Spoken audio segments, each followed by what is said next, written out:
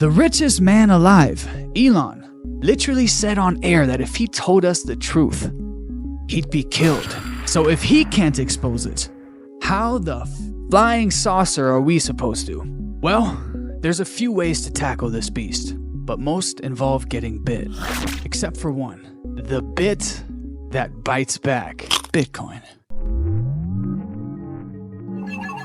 Well, it finally happened. The globalist Dr. Evil knockoff himself, Klaus, you'll own nothing and be happy Schwab, has officially tapped out from the World Economic Forum. Does this mean our bacon jalapeno flavored crickets are off the menu? Yeah, no. Billy Gates of the corn will make sure those stay in stock. But hey, good riddance to the granddaddy of globalism. This man's been conducting the world leaders like sock puppets until Trump crashed in the theater with a sledgehammer and a red hat. Maybe that's why Klausy packed it in. Maybe those Darth Vader outfits finally landed him a role in Star Trek. The next appropriation.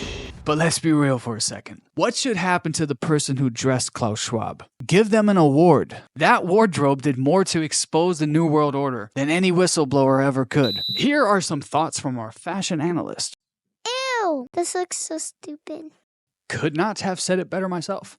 In other news, Michael Saylor and his company, Strategy, just dropped another $555.8 million on Bitcoin. Strategy now holds 538,200 Bitcoin. That's 2.7% of the entire supply. Translation? Buy while you still can.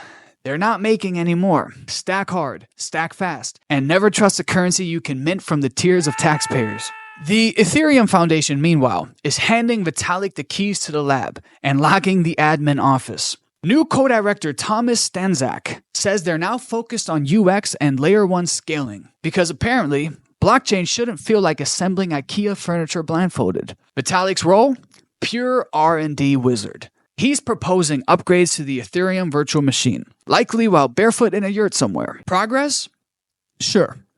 But the real question is, will it help you escape the fiat hamster wheel? In other news, Bybit's Lazarus headache continues. North Korea swiped $1.4 billion in February, and according to CEO Ben Zhu, $1.2 billion is still traceable. Quick math, 68.6% traceable, 27.6% ghost mode, 3.8% frozen. They mixed, swapped, and ninja moved those funds across ETH, BTC, Wasabi, Thorchain, like a crypto Ocean's 11. But here's the kicker. They're still traceable, which begs the question, who's watching the blockchain? In today's glitch in the matrix, Bitget exchange had a market fumble with its VOXEL USDT futures between 8 and 8:30 UTC. Someone fat-fingered the market into chaos. They're rolling back accounts and offering compensation, because nothing screams professional like Control Z on a $1 billion spreadsheet. Thankfully, their $300 million protection fund is stepping in. But let's not pretend this is isolated. It's not. Exchanges are starting to look like house parties with no chaperones. President Trump just detonated another soundbite grenade, calling Jerome Powell a major loser. Not once, but multiple times. The message? Cut rates now, or watch the economy nosedive like a fiat meme stock. Trump claims there's virtually no inflation and that Powell only acts fast when it's time to juice Biden's polling numbers. Now, we don't know what Powell's doing behind closed doors, but too late might as well be his Secret Service codename. And just like that, monetary policy becomes performance art. Bitcoin's superpower plan. Now here's the kicker. Trump's pushing to turn America into a Bitcoin superpower. Circle, BitGo, Coinbase, and Paxos are gunning for bank charters. Why? Because the banks already failed, and crypto's ready to fill the void. Circle and BitGo are eyeing licenses to offer full-on banking, loans, deposits, the whole shebang. Paxos and Coinbase want in too. The stablecoin war is just beginning, and Trump's family firm, World Liberty Financial, is even launching its own. USD1. BitGo's holding the reserves. Translation? The old system is folding. Now pause.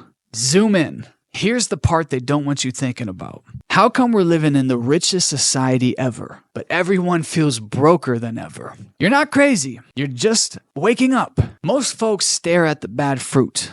Inflation, stagnation, political theater, but ignore the rotting roots. A system where time is stolen, money is conjured, and war is funded by keystrokes. The richest man alive, Elon, literally said on air that if he told us the truth, he'd be killed. But I think if I fully destroy the corruption and the graft, they will kill me. So if he can't expose it, how the flying saucer are we supposed to? Simple. We don't beg the system to change. We exit it. There's one tool, one lifeboat that bites back Bitcoin. And it's not just an investment. It's a declaration, a break from the fiat plantation, a system that works because nobody controls it and nobody can stop it. Learn it, stack it, use it, because your freedom isn't given. It's claimed. And that, ladies and gentlemen, is today's pulse check. The protocol is still beating. Until next time, stay sharp, stay sovereign, and don't trust people who wear cloaks in the summer.